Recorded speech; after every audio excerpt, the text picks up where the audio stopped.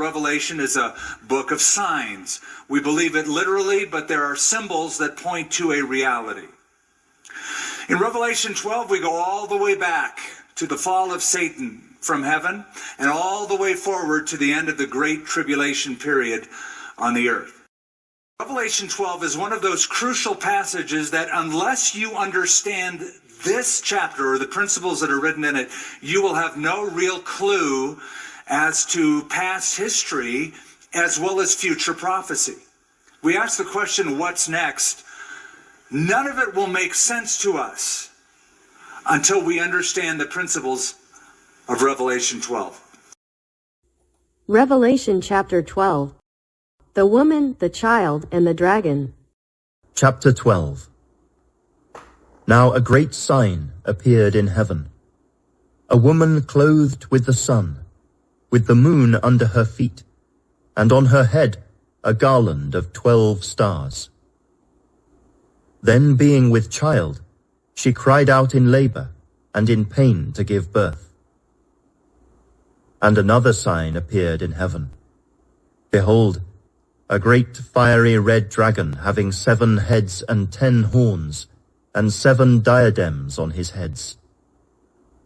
His tail drew 1/3 of the stars of heaven and threw them to the earth. And the dragon stood before the woman who was ready to give birth, to devour her child as soon as it was born. She bore a male child, who was to rule all nations with a rod of iron. And her child was caught up to God and his throne.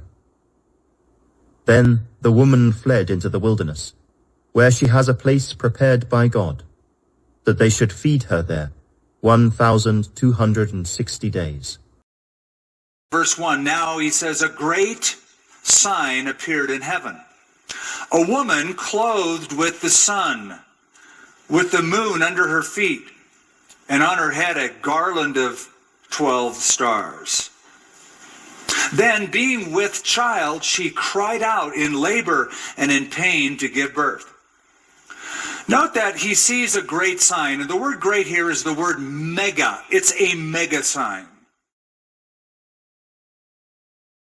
So all this was done, that it might be fulfilled which was spoken by the Lord through the prophet, saying, Behold, the virgin shall be with child, and bear a son, and they shall call his name Emmanuel, which is translated, God with us. Do not weep. Behold, the Lion of the tribe of Judah, the Root of David, has prevailed to open the scroll and to loose its 7 seals. Where else in the Bible do you ever read about the sun, the moon, and the 12 stars? There's only one other place that has the same motif, the same imagery, and that is back in the book of Genesis. Jacob interprets the symbolic meaning of the dream.